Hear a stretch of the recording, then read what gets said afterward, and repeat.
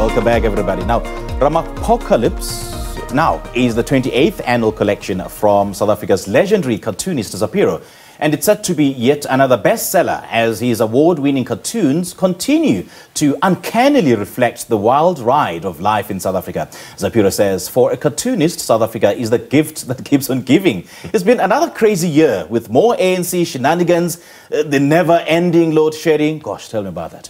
Now, Zapiro's latest book, Ramapocalypse Now, captures all these moments and more. South Africa's top editorial and political cartoonist joins us now in studio to tell us more. Zapiro, very good morning. Thank you so much for joining us. Welcome. Thank you. Great to be here. How do you come up with all these funny names? You mean like the title of the book? The title of the book, yeah. You know, that came up from...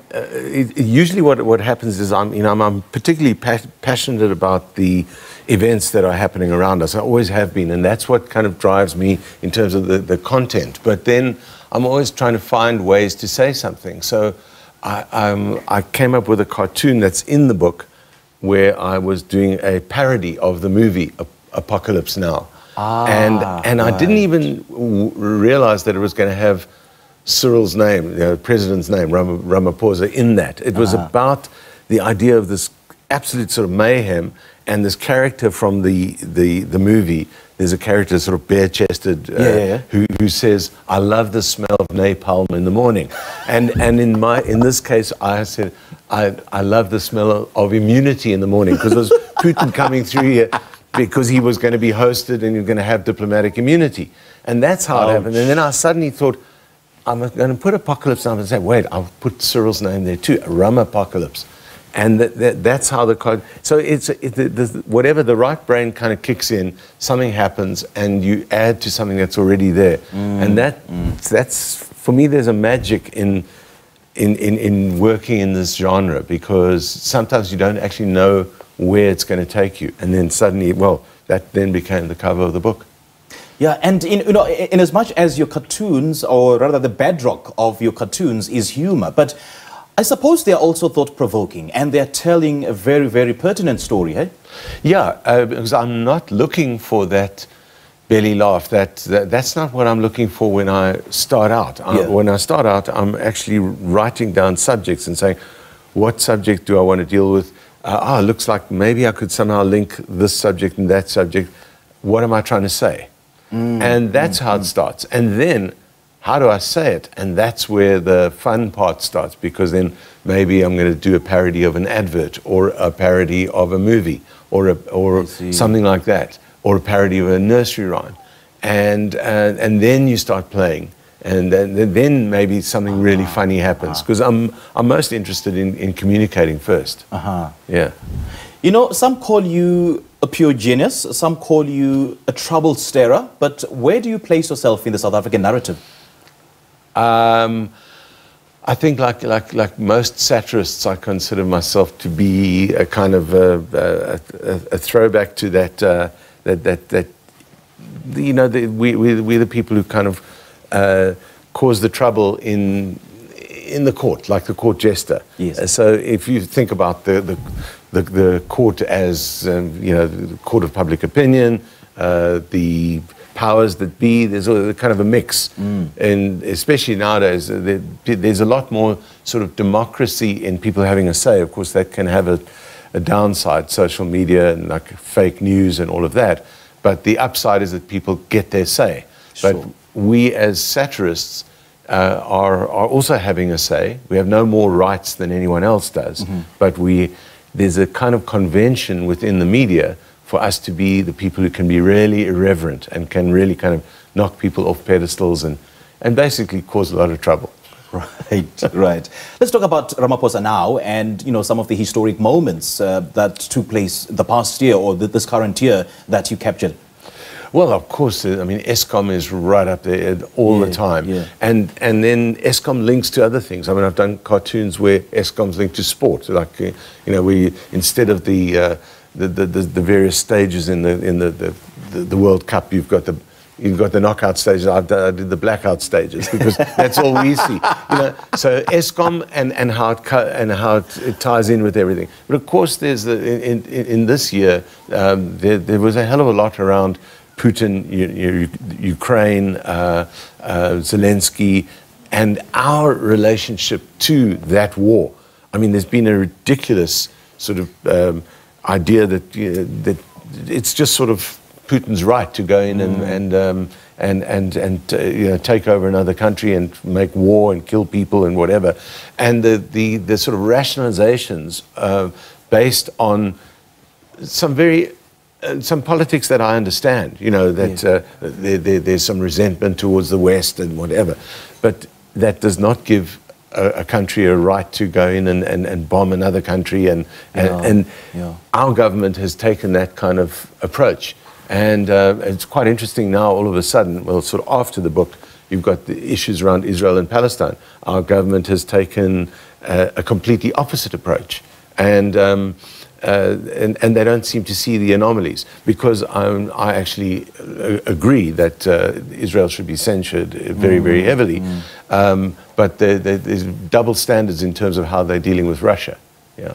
Right. Yeah, and that has been, a hot potato in terms of why isn't the South African government not taking the same stance when it comes to the Russia-Ukrainian war? Yeah, there's all kinds of bending over backwards and twisting words and whatever to sort of pretend that Russia had every right to go in and do what they did. But when it comes to Israel and Palestine, I think that their position is I mean, I personally support the government's position. Not that I'm a fan of the South African government's position, that is on Israel and Palestine. Okay. Yes, I'm not that I support Hamas in any possible way. I never have. But this book, a lot of that stuff came after this book. There's little about that in this book. So there's ESCOM, there's the sort of Russia stuff, the BRICS, and then there's Trump. I actually had a song about Trump in this book, which I really? sing on occasion. Sometimes I write cartoons in the form of a song. So there's Stormy Daniels is the sex worker who Trump Zapiro. paid off. So Zapiro. So sometimes I do that kind of thing. I had a song about COVID in a previous book. I've had songs, and then sometimes I find myself, when I present the cartoons, then I And speaking of which, Zapiro, where do you draw the line in terms of, humor, like juxtaposing between humor and very sensitive stories? I mean, would you find humor in a very sensitive story? Sometimes, but mostly not. The thing about cartoons is that they don't have to be funny. Cartoons are there to communicate, and humor is the best tool that we have. Humor is fantastic. But, for example, there's a cartoon in this book about the building, the building that burnt here in Johannesburg, yes. And it's more of 78 people died. I was certainly not ever going to do a funny cartoon about that. I did a very, very sad cartoon about that. Sometimes cartoons just hit you in the stomach. Sometimes they make you angry. Sometimes they're funny. And I suppose that's one of the greatest misconceptions about cartoons, because the larger population thinks that cartoons are meant to be funny, yet they don't see the potential of cartoons telling a story.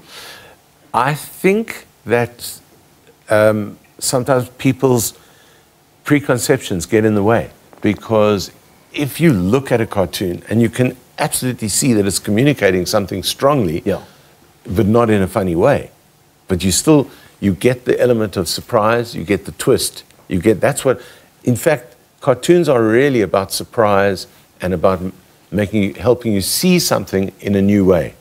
And whether that is something that is funny or is outrageous or makes you angry or makes you just think, wow, I never thought about that. Or, wow, I thought about that, but I couldn't express it. And here's some way of expressing it. And I think cartooning that's the magic of it. There's something about this genre of combination of words and images that can take your eye for a walk and just suddenly you see things in a new way. And that's what I'm looking for. And many of them are funny, but there are some that certainly are not meant to be. And well, as you say, there are people who who don't realize that. I think if you look at a cartoon and it has that impact on you, whether or not it's funny, you see something in a new way, you should realize the cartoon has worked. Right. Yeah, yeah. Zapiro, lovely chatting to you, man. Thank you so much for joining us. Would you make a cartoon of me? No, please don't. Yeah. Don't. By the way, I'm here I'm on my sort of book tour in Johannesburg. So Where can you get a copy of this book? Yeah. Well, I'll be signing books today at Hyde Park. I'm going to Hyde Park at 10:30, and then Rosebank. Yeah. Okay. At Exclusive Books, and then Rosebank at 1 o'clock. Okay, cool stuff. So yeah. Lovely chatting to you. Eh? Great. Good Thank stuff. you. Well, that is editorial cartoonist for the Daily Maverick, Jonathan Shapiro, popularly known as Zapiro, talking to us about his latest book titled Ramapocalypse Now. Let's take a quick break. We'll be back shortly.